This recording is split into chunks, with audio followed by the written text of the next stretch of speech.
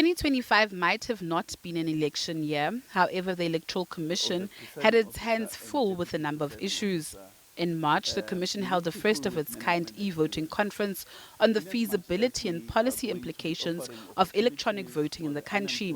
The conference resolved that e-voting will not be implemented in the 2026 local government elections, but set out a 6-month period for public inputs and consultations on the discussion documents on e-voting that will eventually be sent to Parliament. We are in the process of consolidating that public feedback into a draft, and that draft will be integrated into the policy paper.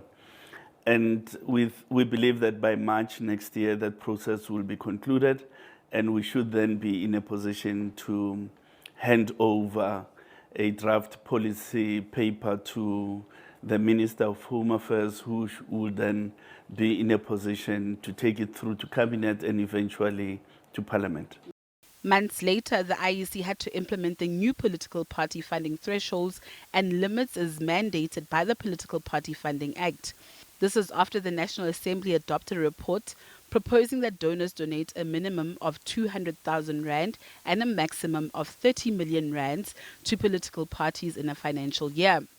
Much to the dismay of My Vote Counts, that took the matter to court but lost its bid of having the Political Party Funding Act declared unconstitutional. The Commission has further proposed a number of amendments to the Electoral Act ahead of the local polls.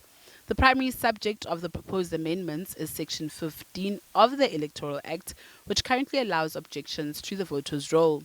Every member of society, every interested person, can raise an objection to any other person being on the voter's roll or being on a particular segment of the voter's roll. But what the bill seeks to do is that we will have a period of public inspection, and that period is also a period for raising objections. But once that period has passed and the voter's roll is certified, you can't come beyond that point and raise an objection. As the Commission prepares for next year, it has introduced a number of measures to deal with the challenges experienced with the voter management devices, as well as the long queues on election day.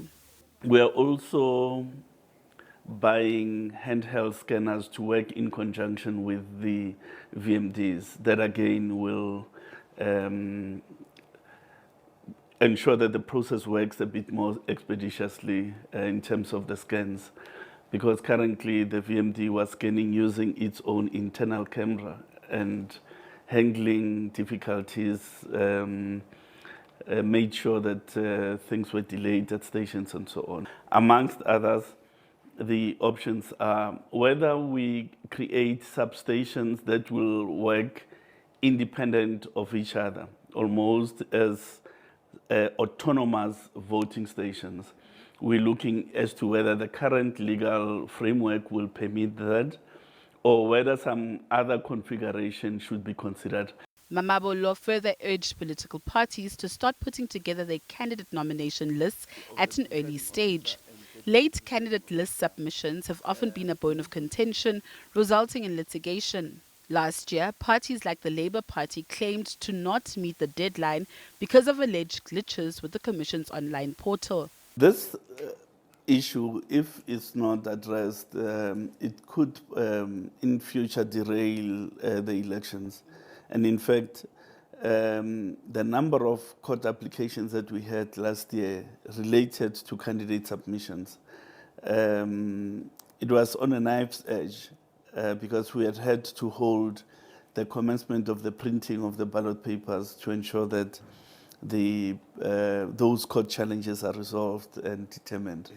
The Commission ended the year off by receiving the revised wards from the Municipal Demarcation Board, increasing the total number of wards from 4,468 to 4,488.